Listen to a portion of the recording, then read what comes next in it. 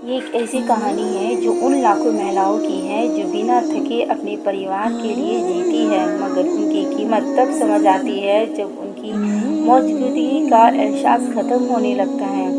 मीरा एक बैंक में senior manager थी, लेकिन घर आते ही वो एक ऐसी मशीन बन जाती जिसके पास थकने का अधिकार नहीं होता। सुबह 5 बजे उठकर टिफिन बनाना, बेटे को स्कूल के लिए तैयार करना और फिर ऑफिस के लिए फाइल्स और मीटिंग के बीच खुद को झुका देना। शाम को जब वो घर लौट आती तो पति आर्यन अक्सर सोफे पर बैठकर सिर्फ चाय की मांग करते। सासू माँ को शिकायत रहती है कि मैंने कहा खाने में नमक कम है, और बेटा कहता मम्मी आपके पास तो मेरे लिए वक्त ही नहीं है।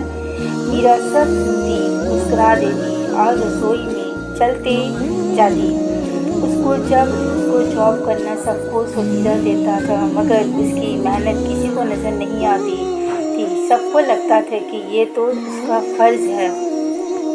एक दिन मीरा की तबीयत बहुत ज़्यादा बिगड़ गई।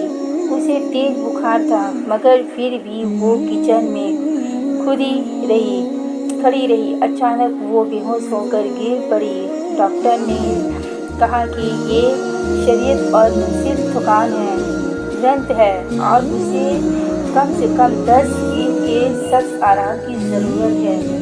पहले 2 दिन घर में हाहाकार मच गया। आर्यन को अपनी जूता नहीं मिल रही थी। सास को अपने शुगर की दवाई का वक्त याद नहीं था। बेटा रो रहा था क्योंकि उसकी प्रोजेक्ट अधूरा था। घर का हर कोना चीख चीख कर मीरा की कमी महसूस कर रहा था। जो काम मीरा चुटकियों में कर लेती थी, वो बाकी सब के लिए पोशीदा बन गया था। एहसास की रोशनी। तीसरे दिन आर्यन ने रसोई में जाकर देखा, वहाँ एक डायरी रखी थी जिसमें मीरा ने सबके पसंद नापसंद, दवाइयों का वक्त और घर के हर खर्चे का हिसाब लिखा था। उस डायरी के आखिरी पन्ने पर लिखा था, मैं थकती नहीं हूँ, बस कभी कभी डर लगता है कि अगर मैं रुक गई तो मेरे अपनों को क्या होगा।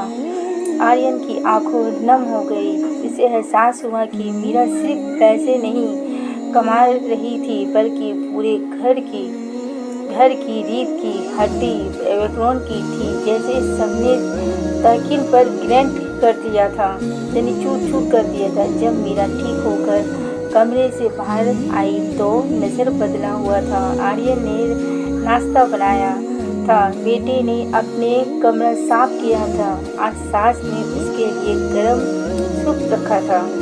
आर्यन ने मीरा का हाथ थामकर कहा, मीरा हमने कभी तुम्हारी थकानों को नहीं देखा, सिर्फ अपनी ज़रूरतों को देखा। तुम सिर्फ घर नहीं चलाती, तुम ये घर हो जो आज से काम बढ़ेंगे ताकि तुमको यानी हर काम बढ़ेंगे ताकि तुम भी थोड़ा मुस्कुरा सको। दोस्तों, घर और बाहर संभालने वाली औरत कोई सुपरमैन नहीं, एक इंसान है। उसकी कदर उसके बीमार होने या चले जाने का इंतज़ार करना नहीं है, बल्कि हर रोज़ उसके साथ हाथ बटाकर करनी चाहिए।